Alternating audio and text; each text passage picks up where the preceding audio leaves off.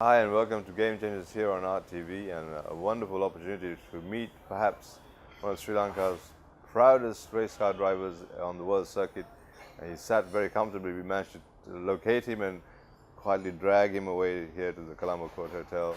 And he's going to tell us a little bit about himself and how he started up and about life and love and children and family and all of that. But more importantly, it's about how, as a Sri Lankan, he has trailblazed around the world. So Dilantha, Malagamuwa, thank you very much Thank you. for the time. You have done, I'm trying to think of what you haven't done. Tell me how it all started. I mean, from school days in Kurunagala and then life from there. Okay. First steps. Okay, I was born in Kurunagala, and then in grade 1 I went to St. Anne's College in Kurunagala, and from grade 2 I was at Trinity, and I was in the boarding, and I was very good in studies, so always in school. Were you a goody kid, or were you a little bit of a scam? I was always want to do the mischievous things that people think cannot do. When someone says it's impossible, I think it's possible. So it's always a challenge. So, and then so I was in the boarding in Trinity. So I was very good in studies, always first, second in the class. And then when I was 40, I had love for cars and motorcycles. So I could ride and drive when I was about 7, 8. But my parents didn't know. It was like sneaking out the bikes and cars, but I could do it. It was all the night driving and riding. But when I was 14, I saw this Hollywood movie, Silver Dream Racer. So that inspired me to become a racing rider. So I started with bikes. So from that day onwards, I had a big change, and I thought, no, this is very interesting and this risk. Bikes and all of the facilities and access to all that, where was that from? Actually, my grandmother, my father had bikes and cars at home, but then my first bike was bought by my grandmother, a 50cc, and I thought, and I was always too optimistic about everything. So my first race was when I was 16, and my parents didn't know, but I went and drove. So it's my just normal day-to-day bike. I went and did my first race, and I won it. And then my biggest supporters were my two sisters, and they persuaded my father to buy me a 350cc, because when I took part in the first race, I saw like the 50cc which I took part was just nothing. It's a novice. Then I saw these all the so-called the professionals, they were riding the 350s and 250s thoroughbred. So I thought from 50 I should go to a 350, which someone wouldn't think, but I thought I can go and beat them. So I told my sisters, you have to tell my father to buy me a 350. He couldn't. I mean, so it was my sisters sisters part of a plan. Yeah. So end of the day, after 3 months, he bought me this 350. So from a 50cc standard bike, I went to a thoroughbred 350, and the first race on that also when I was 16 in Kurunagala, which is my hometown. Okay. And in the first race, I was able to beat most of the guys, and I was third in the race for the first time. A lot of shocked people. Yeah, so everyone was shocked. And then in the second race, Dallas was the winner, and he was a factory rider at that time at Yamaha, and I was giving him a chase, so we were almost battling, and then I tried to overtake him on the outside, and I went and had a crash and broke my leg, and my father said, that's enough, so no more race. But never stopped. So Martin Stein was part of your inspiration, because I mean he was a challenge. He was, because he was elder to me, and they were like the top guys, Dallas, then there was Raja Perera, Upalidas Nayak. So they had a lot of experience. So that was my first. You were the raw pressure. Yeah, I had 16 years, and so that was my first time on a race bike. And then what inspired me all was so my father was against it, but I never stopped. And your love for the sport and to race itself. Yeah. Is it speed that is your drug, or what is it? It's speed, and it's a risk. I like risk, so I like to cross barriers, So when everyone says it's impossible, I think it's possible, because when I was 16, everyone said, how can you ride a 350? No, it's very heavy. Then I think I must do it. So when someone says it's impossible, I always challenge. Challenge. So that was very good in a way. So, and then my first international race was in India when I was 18. So I saw this paper article calling for applications for a Grand Prix in India, and then I applied for it. And I think I had the qualifications to be chosen for the race, but they didn't choose me. So I can still remember I came to Colombo more than 10 times to persuade them to give me a chance, a ticket to go for the race, but they didn't allow me. And as usual, I don't give up. So I wrote to Madras Motorsports Club and said, I have the experience, I have the bike, but the officials in Sri Lanka doesn't allow me. Can I come as a privateer? So they said, perfect, but we cannot pay for your expenses. You have to come to Madras. When you race, we will give you start money. Bigger challenge. Bigger challenge. So I knew my father would agree, and again I had to get some money from my grandmother, and I thought the easiest way was to take a train drive from Kurunagar to Thalemanna, from there a ferry to Rameshwaram, and again a train to Madras. So which I did with two of my friends when Impossible when you think about the trip. So with two of my friends we did it, and my father didn't know. So we went to Madras, and you won't believe the first race when I was about to participate, the Madras Motorsports Club president came to me personally and said, son, I'm very sorry, we cannot allow you to ride tomorrow. So I said, why it is? Then they said, the Sri Lankan officials have said, if you allow you to ride tomorrow, we will never send our official riders. Oh dear, so I was really shocked, upset, and I was crying near my bike, so because that was my first dream to become, that was my first interest in race. But then there was a very good driver from Sri Lanka, S.A. Amarasiri. He came to me and said, what's the problem? So I explained to him. Then he said, don't worry, next week there's another Grand Prix in Calcutta. I'll get you a ticket, a wild card for you to go and race there. So he got me the entry. So I had to take a train from Madras to Calcutta. I didn't have money, so I sold my watch, and we took a slow train. We took 3 days from Madras to Calcutta. And then we went there and I raced there. And I had the oldest bike, I was the youngest, and no one cared about me. But there was one Japanese rider always used to come and talk to me. Okay. And he came to me and said, what are you doing with this old bike? And you seem to be very young. You must have been curious as to what you were doing. Exactly. And he was very kind. So I said, this is all I have. But I said, I don't care because I have time. So I just want to get the experience and start doing this. And so he said, so what are you going to do? I said, I'm going to go to Europe or to the States, and I want to become a world champion. That was a dream. That was a dream. So he was like, I think he took it as a joke, or he thought it will never happen. Then he said, okay, if you want to become a world champion in motorcycles, the best place is Japan. And if you ever decide to come, here's my address. And he gave me his address. So I thought he was very kind. I thought Japan might be a better place, you know. Okay. And closer as well. Yeah, and then actually from Calcutta back to Madras, I lost my wallet and I lost his address. But my father came to Calcutta and dragged me back, you know. He knew he was there. So they found you. Yeah. Anyway, so I came back, and then for 1.5 years I was arguing with my father, saying that I want to go to Japan. He didn't allow me to, and he didn't want me to race. So one fine day I sold my car to a friend of mine for 10,000 rupees. I bought a one-way ticket which was 7,000 rupees. A princely sum at the time. Yeah. What was the dad's objection to you being a racer? I think he himself used to have a lot of cars and bikes. I think he loved me too much. Okay. And he knew I was crazy, and he must have risk thought and that all I will the danger go and, and all yeah, because every time when I was 14, 15, I used to go and have accident, break all my bones, joints. So I think that's what was it. But he couldn't explain to me in a proper manner, and he knew I was too stubborn, I will never listen to him. Right, your father's son. Really. So when I was 20, I left to Japan with a one-way ticket and 4,000 rupees. But our money, at that time the rupee was very strong, so I had like 40,000 yen. But by the time I landed in Narita and I came out of, so I didn't have this contact of the Japanese friends. So anyway, I found a place to stay. The next day I went to Osaka and stayed with a friend of mine for about a month. You didn't know anybody in Japan though? No. So by the time I went to my friend's place, I was just only left with about $20.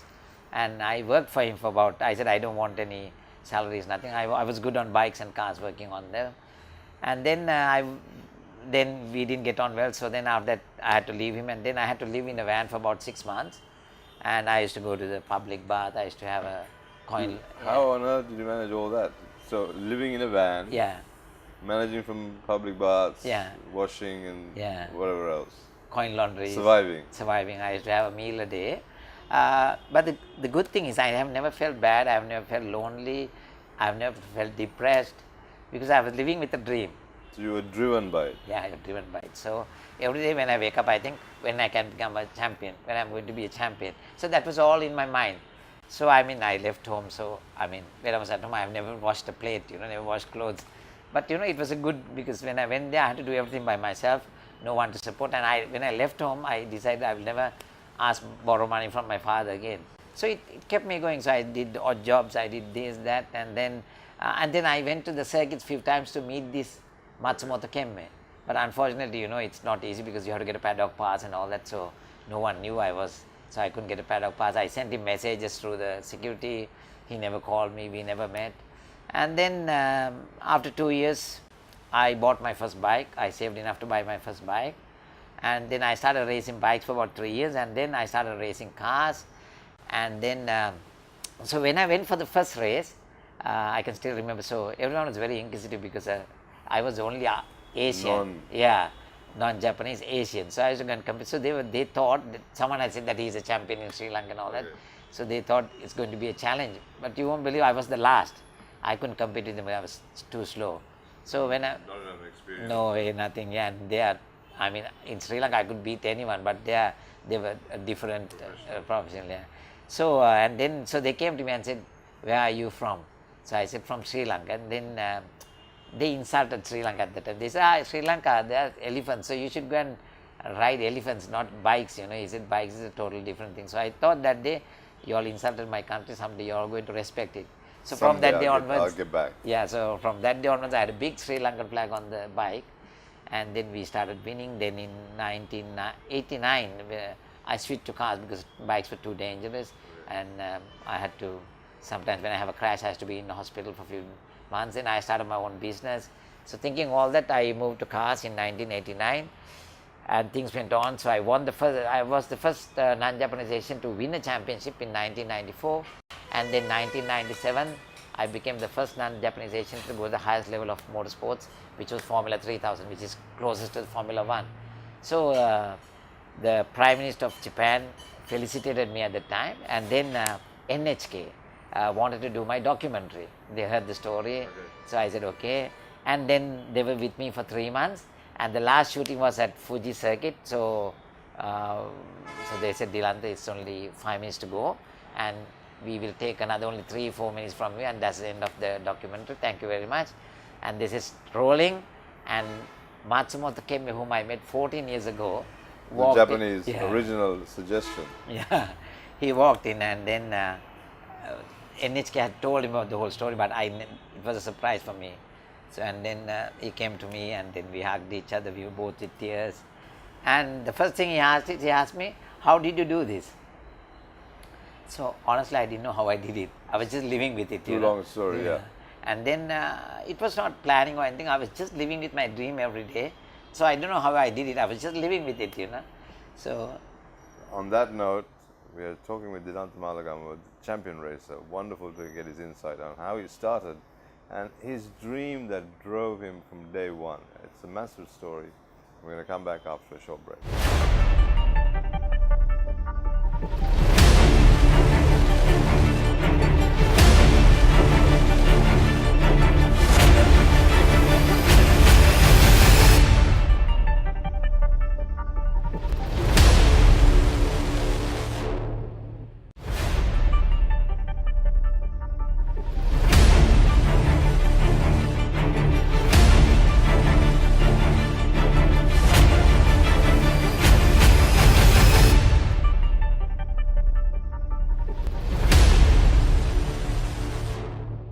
Welcome back to Game Changers here on RTV, and we're in conversation with Dilantha Malagamuwa, the champion racer, about his story and how he began and all of those passions and dreams that he did not let go. He just fought his way all the way through, survived somehow, and here he is today.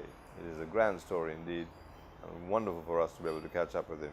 Dilantha, he was saying about the dream and how he just kept driving you. He didn't let you rest, really. And every time you achieved or was challenged, you just kept pushing past it. Is that Dilantha Malagamuwa as is, or is that something that you feel is instinct? Where does that all come from? I think it's my way, because every time I finish a mission, then I have a bigger mission to do. So I mean, because I never live in a. So you're not happy. Yeah, and I don't live in a comfort zone. Okay. I think from the day I left, I thought we should not live in comfort zone. I mean, if you want to achieve things in life which you think is impossible, There's sacrifice and hard work. But what I think about sacrifice is, I think whatever you do for yourself is not a sacrifice. But if you do it for someone else and for your country, I think it's a sacrifice. So I think the beginning was not a sacrifice, it was for myself. Personal. Yeah, personal. And then when I wanted to do this for Sri Lanka and winning, so I think that was a sacrifice, because I have never wasted a single, I mean, I have spent all my earnings, every cent and every second of my life to achieve what I want for myself and also for my country. So that kept me going, and then always I think it's nothing impossible in life. And every day when I wake up, I think my best days are from today, because now I'm 54 and I compete with... Each day is a start. Yeah, it's a start. And I compete with guys 22, 23. It's hard, it's not easy. So, but we beat them, and at the end of the day, we beat everyone. Then that is a bigger challenge. Bigger challenge. Your passion and your relationship and your love for Sri Lanka, has it always been part of you, or has it just grown over the time with the hardship and the difficult survival through Japan and all that? Sri Lanka loomed large in your life and it stayed strong. It gave you purpose as well, like it does for all of us. So when you play for your country or you represent your country, it's a special meaning. And I think in Sri Lanka we need to understand that a little more. For you, it was your lifeblood. Yeah. It was everything. Everything, yeah. Because, see, we live in different countries, but we are just alien in that country. But our home, our country is Sri Lanka. So I thought... Our roots. Yeah, our roots. So I think we are very lucky, blessed to be born in this country, to be grown up here. So I always thought that when people speak negative, I don't like, because we have to be very positive. And I thought with my experience, I mean, with my commitment, I can prove that Sri Lanka is one of the top countries, and we have proved it, so it's with results. But the only problem is when you represent your country, like other sports, there are people behind you, I don't know, the ministries, maybe your clubs or organizations. But I did everything myself, there was no one to support me. I was going to say, it was just you on your own. I was on my own, but then I thought, again, it's a challenge. If I do this, other people, other youngsters will see that there's nothing impossible, So it was a challenge every day, and I was not bothered to go behind these people. And I knew from my younger days, early days, when I left Sri Lanka, I knew if you want to become a champion, you have to do everything by yourself. Don't depend on others, because if you depend on others, if they don't deliver, you are in trouble. So I knew I had to do everything. So no expectations from anybody. No, yeah. So that was good in a way, and then up to now, I have won so many championships, everything. But I don't expect recognition, because end of the day, it's my self-satisfaction. Well, it's a unique way of getting about it, but Sri Lanka, family, father, with the objections, the survival in Japan, all of those things, at any stage did you think, oh, I can't do this anymore? There's no... Never. Was there ever a time you stopped, you got up in the morning and thought? Actually, there was a lot of objections, I mean, like, even in Japan, Japan is a nice country, I live there, my wife is Japanese. So you speak Japanese as well? Yeah, I lived there for 26 years. And the thing is, they don't like challenges themselves from Asia. So I was a big competitor for them. So there was so many times I was disqualified from races after winning championships, but I never gave up. I was alone, but you won't believe the first day I went to the racing track, my friend said, are you crazy? So I said, what do you think? You don't have money, you're going to compete with all these giants, Yamaha, Honda, corporates. So I said, yes, so what? So they were like, I mean... They couldn't believe that, they thought you were mad. Yeah, but I didn't bother, because if you think they are big, if they are giants, then you become small, So I didn't give a damn about it. I said, so who are they to me? I'm going to beat them, which we did. So I think it's all your mind, how it works, So, and then I was always too optimistic, and I was never bothered about being challenged. I was going to say, the racing per se, of course, it's a huge mental challenge in itself.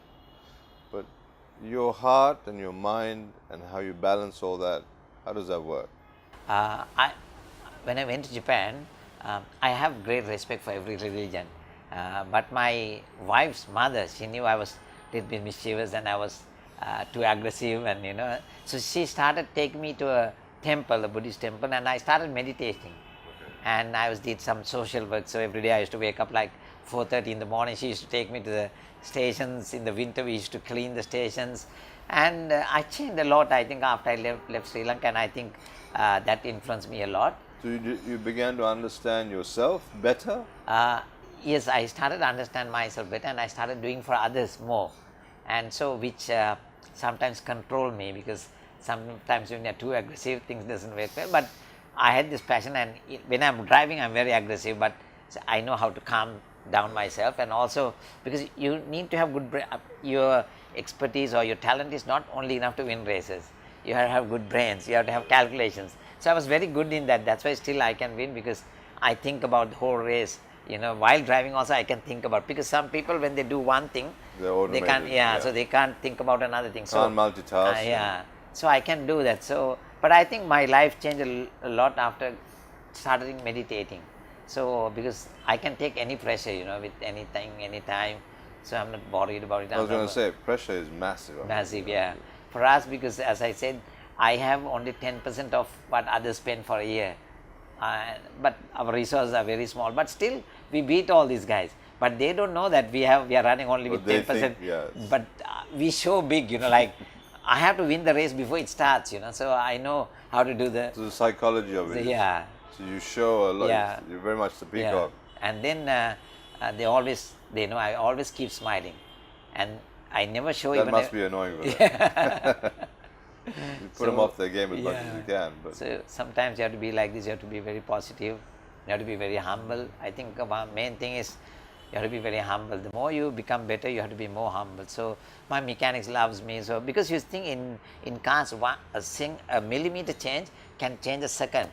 So I'm very nice to my mechanics. I go and work with them, I talk to them. So 100% my car is perfect all the time, because so it's very close. Yeah, very close with them, because driving is the easiest thing, but setting up the car, the preparation is very difficult. Getting each bit right. So what I do is when I go to a team, when I get new engineers, I spend much of time with them, and then we get very close like a family. So the Italian mechanics, you won't believe him in the last race when we won, they're all shouting Sri Lanka, So you have to get into their hearts, because you need them. You can't do it alone, So unbelievable. You speak Japanese fluently. Yeah. It's part of your life now. You're maybe 50%, 50-50 of that. I think most of my life, I lived in Japan. I mean, most of my life I've been living outside Sri Lanka. But for me, there's no other place such as Sri Lanka. Home. Fabulous. Dilantha Malagamuwa, when you wanted to have some quiet time and take time away from the track and the mechanics and all of that, all the complex nature of the sport, where do you go? Honestly, meditating, yes. Yeah, honestly, you won't believe it's very hard for me to take a break, because like I have to work, I have to find sponsors, I have to do everything myself. So I think for all these 37 years of racing, I think I have taken just very few days off, So in Sri Lanka, I love to travel. Even if I travel, it's just 1-2 days. But there's no rest to it, honestly. So what I do is, when I'm at home, so I spend time with my kids, because my daughters are all over, because now they're big and they're in Australia, I'm in Malaysia, and always I'm on the flight.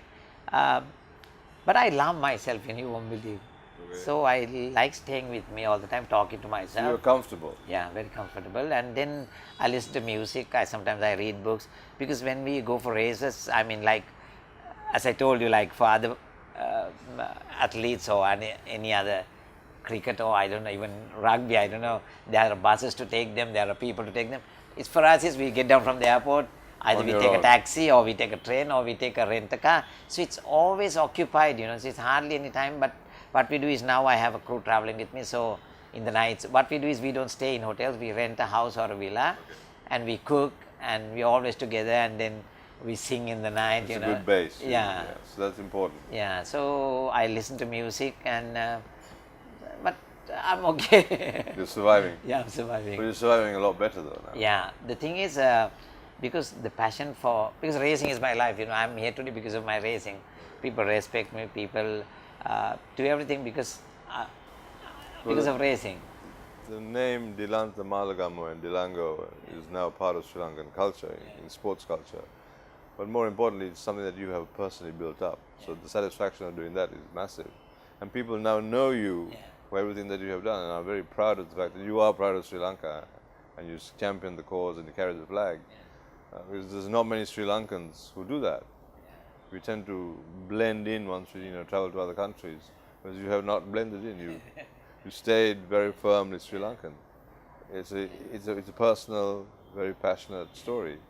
Yeah, yeah, it was, I mean, like most of them don't know my story because day to day was very difficult and it was a struggle, but as I told you, no one can put me down because no one can make you strong and no one can make you weak. It's all you. So I realized it when I was very young, and I don't let anyone make me weak. So I feel strong all the time.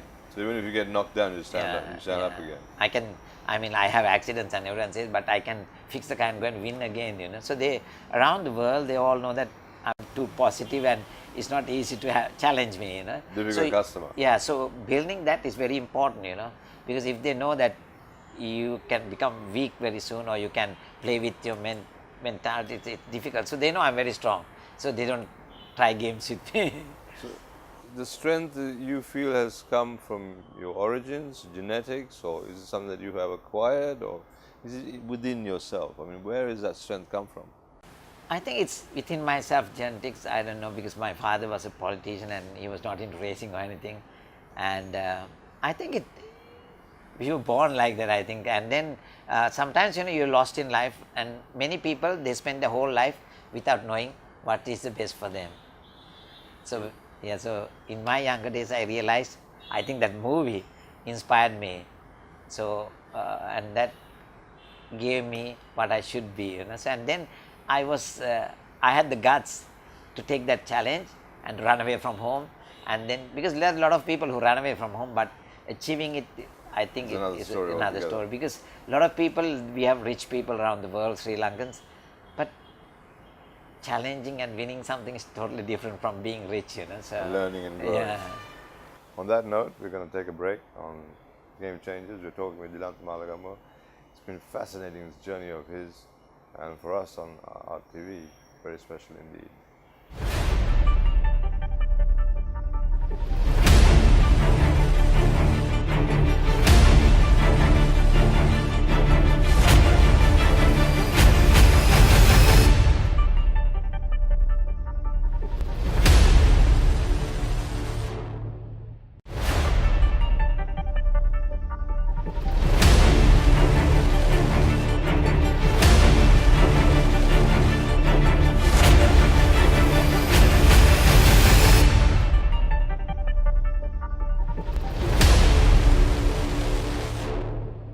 Welcome back to Game Changers here on Art Television with Dilantha Malagamuwa, talking about his fascinating journey through life and racing and love and passion.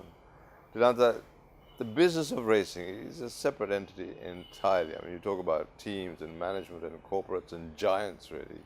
And here you are on your own, forging ahead, fighting, challenging yourself, not giving up, carrying the flag proudly, but surviving. And it's a huge, ugly business of survival, though.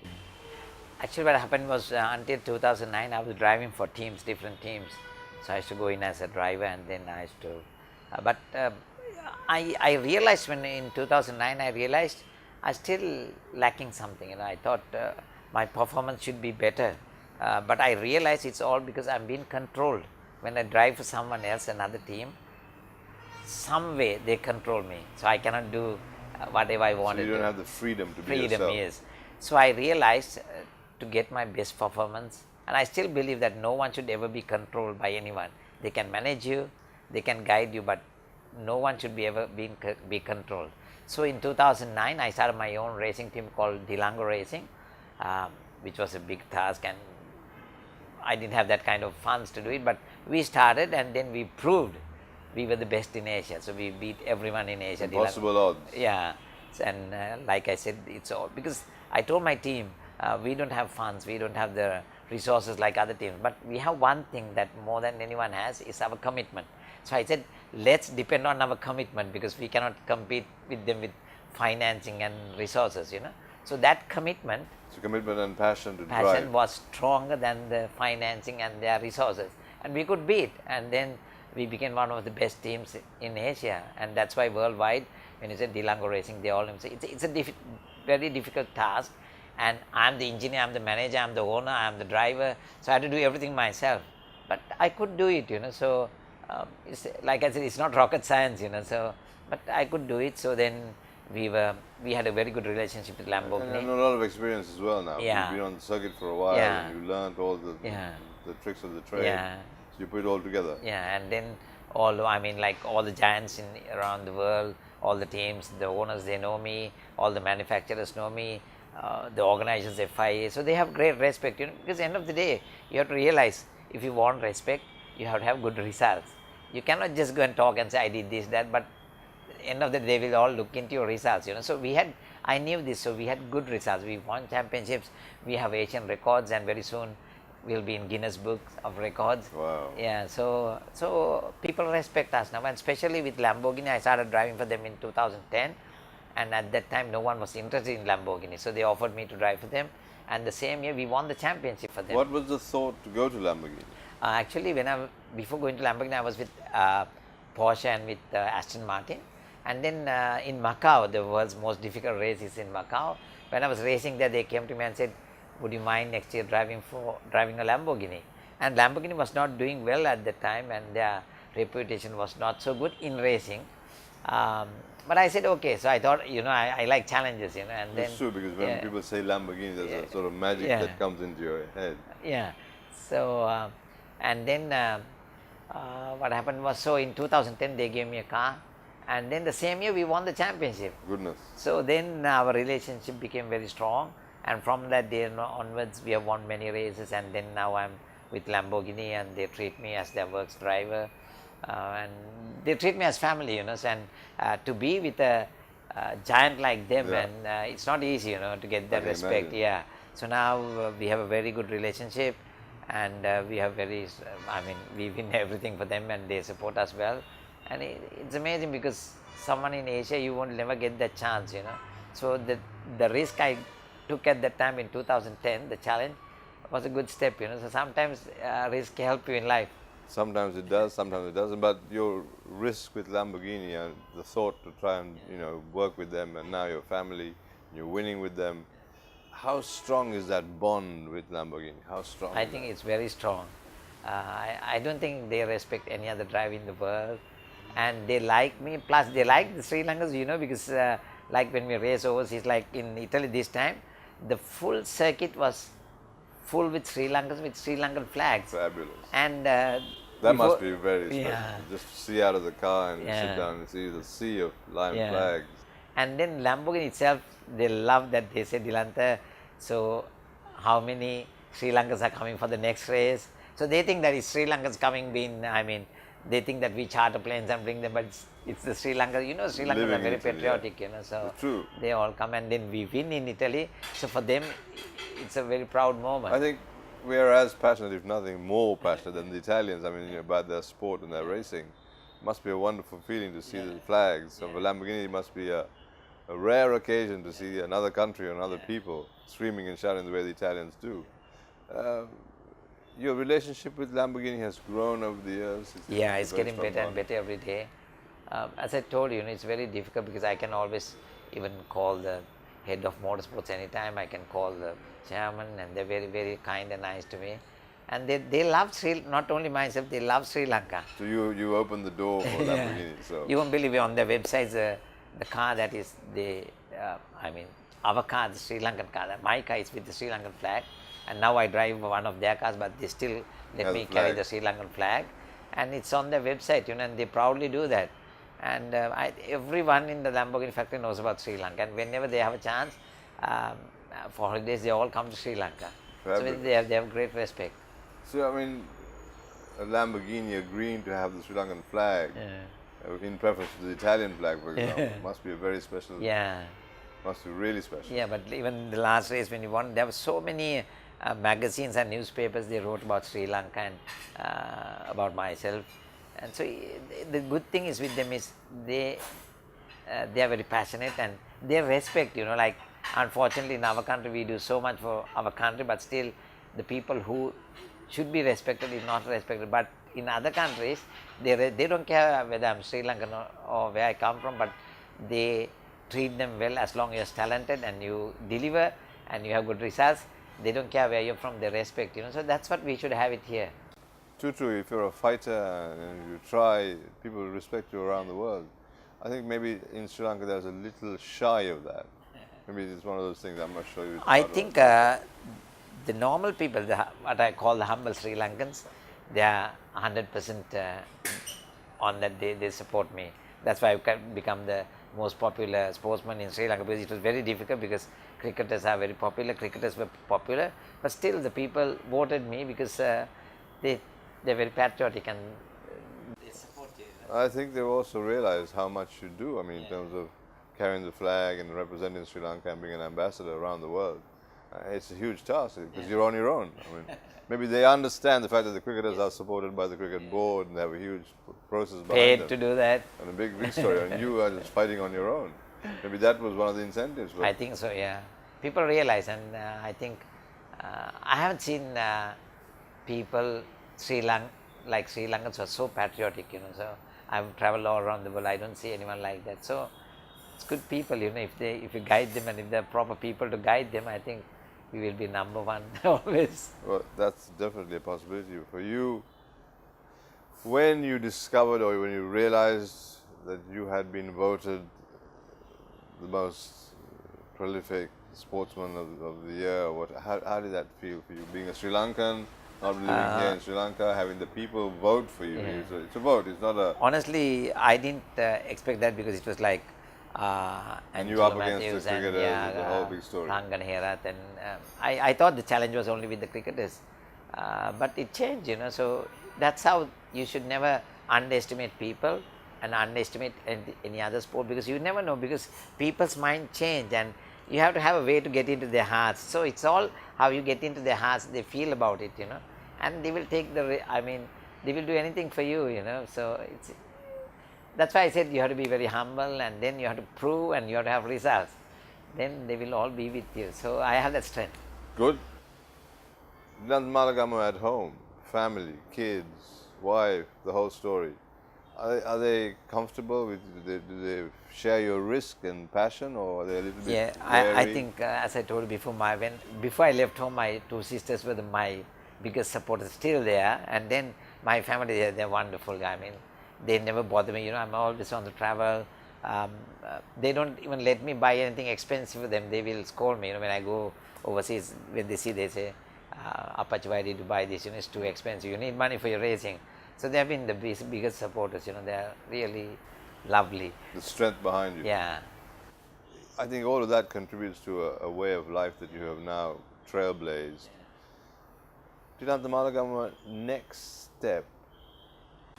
Next step is to, I just missed the World Championship this year. We finished third because of the race was finished 6 minutes earlier, and I was running second. So next step is to, now we have won Asian Championship. Last year was my first year in Europe. We won the Europe. All the challenges in the bag. So now it's winning World Championships for Sri Lanka. Not one, few. Okay, so that's just the way forward. Yes. And to do all that, you have the strength behind you, you have the bank behind you, you have the company. Honestly, no, to be very frank. Still we don't have, so I have to work, I do business and I work a lot to find money to raise. So I've been going to a lot of companies in Sri Lanka. They don't understand what about racing. The thing is, I respect every sport, but if you compare cricket and motorsports, cricket is only televised to a few countries, and only very few people know about it. But race, it's a global event. Like it's televised to over 100 countries with about 1.4 billion viewers, and then we are competing with the most, the most powerful giants, and then we beat them.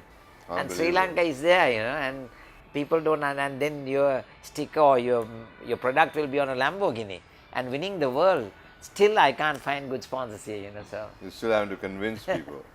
Trying to convince every day. So now what I've done is I've changed my plans, and now we have started a thing called Dilantha merchandising. So now I have started a shop. So we are selling this merchandising. Out of that profit, 10% we give to Little Hearts, to a charity organization for children. Okay. And everything else we use for our racing. So we are finding ways, So I've done it for 37 years. So I think doing another 15 years won't be difficult. I was going to say 37 years is a stretch, but for you it's not a big thing. It's part of your story. And stepping out again in 2018 and beyond that. Yeah, actually now it's 38 years. So in 2 years' time, as I told you, I will get the Guinness record, because in motors, anything in active sports, no one has carried on for 40 years. but they won't give us that, they will give us for motorsport. So there had been a guy who had raced 40 years, but I won the first race and still winning after 30 years, 8 years. But his record is 40 years, but he has not won championships and international races like me, but he holds the record, so I have to race. That will be a very special occasion when that happens. Sri Lanka, Japan, traveling around the world now, you're on the international circuit. How do you balance between, I mean, you know, countries, jet lag, airplanes, all of the things, and you're still smiling and you're still proud of being Sri Lankan and fighting and challenging yourself? I think the only secret for that is the love, the passion for what you are doing. And you have love and passion for something that you're doing, and if you have the freedom, I think what I believe is, in a person to be very successful, you need love and freedom. So I think I have both of that, so I can take any challenge. So the formula for Dilantha Malagamuwa is that the future is more than that? It's more than that, yes. Because every time I think if we just finish there, it's going to be just a story. You know? So we have to do, every day you have to do, make it bigger and bigger. You know? So until the day I think of retiring, I don't know whether I will retire, but I will be attached to motorsports as long as I can. But driving, I think still I can keep up with everyone. I can beat still the 22-23 guys, so I have to be fit, which I do every day. And I think it's still going. It's all, as I told you, it's all your mind, whether you want to do it or not. Brilliant. Thank you very much for the time. It's been an absolute pleasure indeed to be a very proud Sri Lankan. And you going forward for us is so important, carrying the flag for Lamborghini and for Dilantha Malagamuwa.